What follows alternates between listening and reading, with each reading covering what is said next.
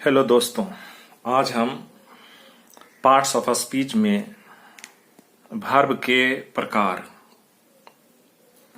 के बारे में पढ़ेंगे और समझने का प्रयास करेंगे। Adverb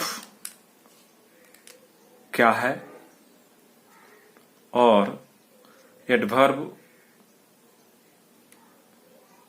parts of a speech में किस किस को क्वालिफाई करता है, यह हमने पिछले क्लास में बताया था।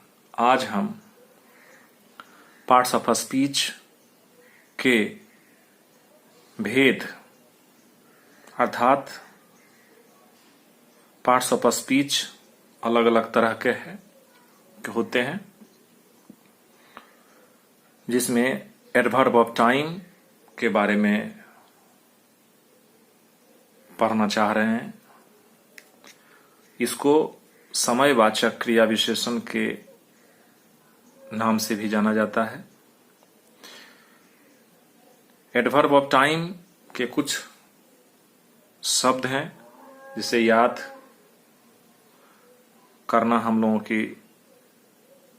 लोगों को जरूरत है। Today, tomorrow, yesterday, last night, last day, last week, last month, last year, ये सारे एडवर्ब ऑफ टाइम के शब्द हैं। Next day, next month, next year, late, lately, now, ये भी एडवर्ब हैं। Just, now, just, ago, daily, already, early, soon, soon, the day after, tomorrow, the day before yesterday, at present, presently, shortly, recently, immediately, instantly, before, since, etc. ये सारे adverb of time के शब्द हैं। इसे याद रखना हम लोगों की जिम्मेवारी है। अब एडवर्ब ऑफ टाइम के कुछ उदाहरण के द्वारा हम इन सारे शब्द को समझने का प्रयास करेंगे। एडवर्ब ऑफ टाइम के कुछ उदाहरण हैं, जैसे ही saw me yesterday, वह कल मुझे देखा। यहाँ पे yesterday एडवर्ब ऑफ टाइम है जो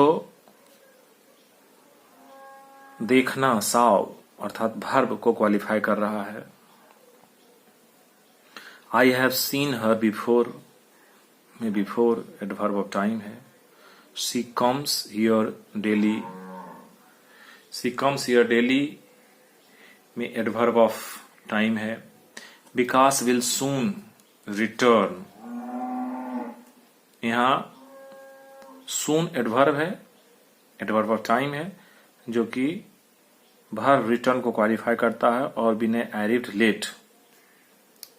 अब हम एडवर्ब ऑफ टाइम के बाद adverb of place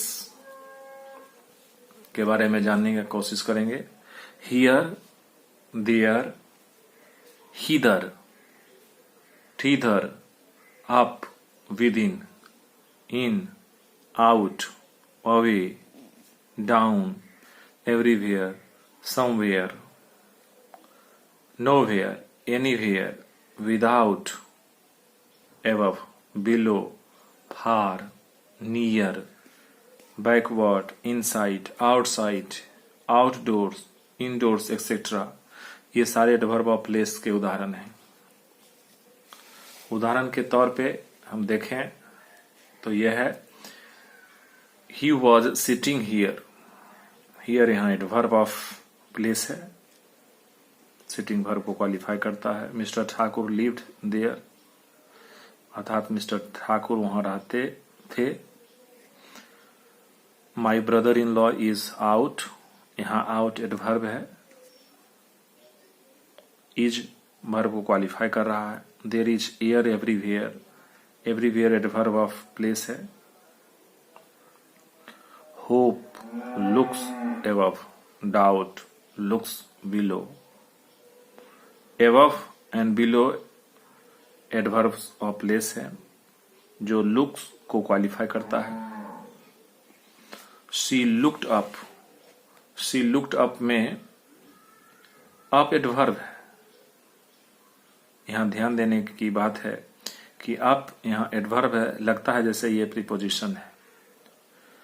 the horses गैलॉप्ड away, यहां अवे एडवर्ब है, गैलॉप्ड वर्ब को क्वालिफाई कर रहा है।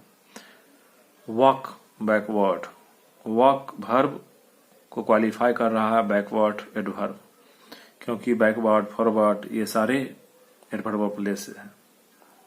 अब कुछ सामान्य बातें जो कि याद रखने के योग्य है वो ये है कि above, below, up, down, within, without, in, ये कहता है कि ये सामान्यतः प्रीपोजिशंस के रूप में होता है, लेकिन एडवर्ब के रूप में भी इसका प्रयोग होता है। अर्थात above, below, up, down, within, without और in, ये एडवर्ब ऑफ टाइम भी है और ये प्रीपोजिशन भी है। अलग अलग वाक्य में इसे हम अलग अलग तरह से देखते हैं। जैसे एक उदाहरण लेते हैं, कम इन, कम इन, यहाँ इन जो है एडवर्ब है, कम वर्ब को क्वालिफाई कर रहा है। देखने में लगता है कि ये प्रीपोजिशन है।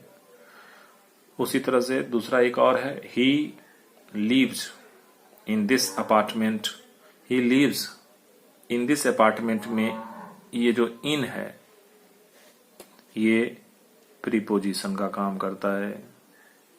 यहाँ इन प्रीपोजिशन का काम करता है। अब आगे हम देखते हैं एडवर्ब ऑफ टाइम,